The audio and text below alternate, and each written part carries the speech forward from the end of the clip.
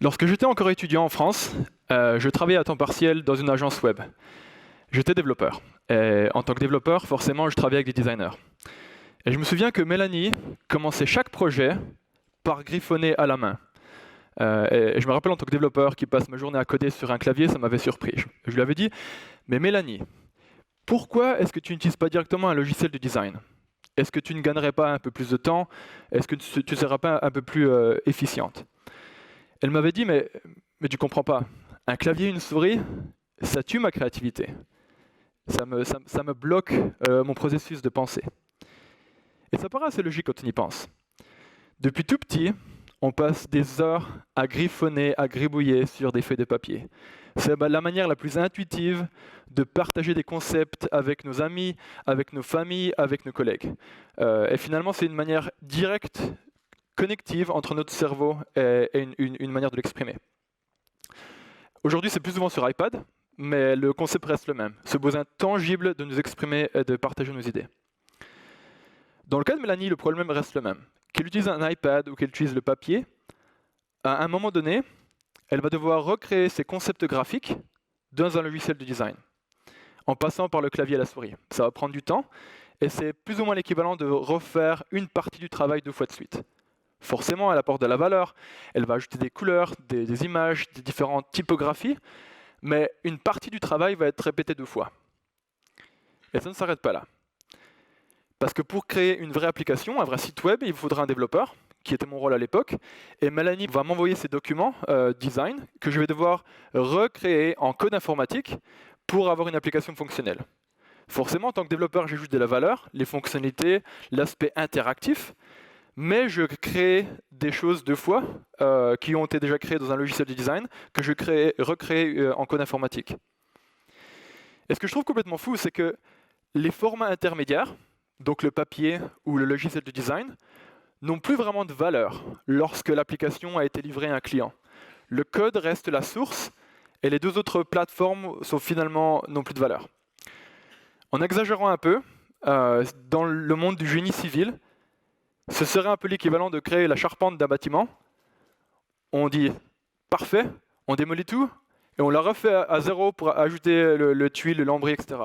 On imagine bien que si c'était de cette manière qu'on construisait des bâtiments, ce ne serait pas très viable économiquement parlant. Et pourtant, c'est de cette manière que l'on crée des sites web et des applications interactives et des logiciels depuis les années 90. Le clavier et la souris sont restés nos moyens de prédilection de créer dans le monde professionnel. Et finalement, la technologie n'a pas encore percé hors de l'écran. En tant qu'être humain, nous avons dû nous adapter à cette technologie plutôt que l'inverse. On a accepté le fait d'être plus lent, le fait de ne pas pouvoir nous exprimer librement et d'utiliser un clavier et une souris. Et je pense qu'il y a de meilleures façons de faire les choses. Et c'est d'ailleurs en partant de ce principe, en partant de cette trouvaille, que j'ai décidé de continuer mes études en intelligence artificielle, et plus particulièrement dans le domaine de l'apprentissage automatique et des réseaux de neurones artificiels. Donc les concepts anglophones dont vous avez peut-être plus l'habitude d'entendre parler, le deep learning et les deep neural networks, dont on en a vu auparavant. Et donc j'ai fondé la société Wizard, et Wizard est une interface intelligente, une IA qui permet de transformer vos concepts graphiques sur papier, sur iPad, sur un tableau blanc, en prototype fonctionnel créatif qui peut être converti dans un format design ou dans du code source HTML, ou etc. Donc laissez-moi vous montrer comment ça fonctionne. Alors imaginons que l'on souhaite créer une application mobile pour le Meetup 3DS. Donc la technologie que je suis en train de vous montrer est en accès absolument restreint. C'est la première fois que je fais une démonstration à grande audience. Alors, une application mobile pour 3DS. Je sais que le thème, c'est le bleu. Donc on va choisir déjà un design bleu. Et imaginons que j'ai reçu quelques croquis de mes collègues. Donc Laura avait envie de dessiner une esquisse rapidement sur une feuille de papier, directement depuis sa chambre d'hôtel. De l'autre bout du monde, il y a mon collègue Henrik qui lui préfère utiliser du papier, ou encore James qui lui préfère dessiner sur iPad. Et moi, sur cette scène, qui aimerait utiliser un bon vieux paperboard. Donc imaginons une interface mobile. Donc un bouton pour le menu.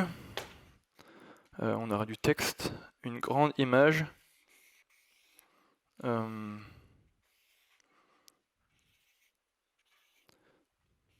pourrait imaginer un menu avec aspect utilisateur, la home page, et enfin un bouton pour partager sur les réseaux sociaux.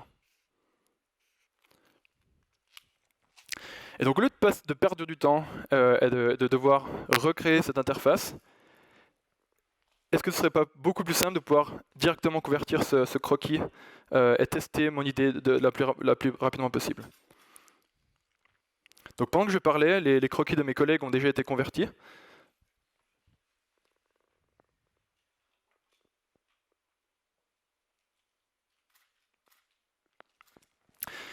Alors, le réseau de neurones artificiels, dont je vous ai parlé tout à l'heure, va regarder l'image, pixel par pixel, et avec cette sorte de cerveau artificiel, ce réseau de neurones, va essayer de comprendre finalement ce qui a été dessiné.